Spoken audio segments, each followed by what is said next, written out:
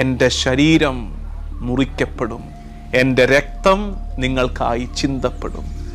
പെസഹ വ്യാഴാഴ്ച ബലി അർപ്പിച്ചവൻ 24 മണിക്കൂറിനുള്ളിൽ ബലി വസ്തുവായിട്ട് മാറി. അവൻ കാൽവരിയിൽ മുറിക്കപ്പെട്ടു, പിളർക്കപ്പെട്ടു, അവൻ ഒഴുകപ്പെട്ടു. പ്രിയമുള്ളവരെ, പെസഹ വ്യാഴം നമുക്ക് നൽകുന്ന ആദ്യത്തെ പാഠം ഈശോയെപ്പോലെ സ്വന്തം ജീവിതത്തെ ഇങ്ങനെ എടുത്തുയർത്തി മുറിച്ചു നൽകാനുള്ള ക്ഷണം നൽകുന്നുണ്ട്.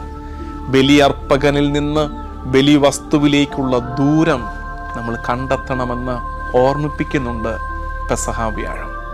ഓർമ്മകളെ ആഘോഷിക്കുകയാണ് പെസഹ. ശരിക്കും പറഞ്ഞാൽ നമ്മളുമൊക്കെ കടന്നു വന്ന വഴികളെയൊക്കെ നോർക്കണം. അന്ന് ഈജിപ്തിൽ നിന്ന്, അടിമപ്പാളയത്തിൽ നിന്ന് കടന്നുപോയത്, ഇവിടെ ഈശോയുടെ കടന്നുപോകൽ, അവൻ്റെ യാത്രയുടെ അടുത്ത ഫേസിലേക്ക് അവൻ കടക്കുന്ന കടന്നുപോകൽ. നമുക്കും ഇത് കടന്നുപോകലാകണം. തിന്മയുടെ വഴികളിൽ നിന്ന്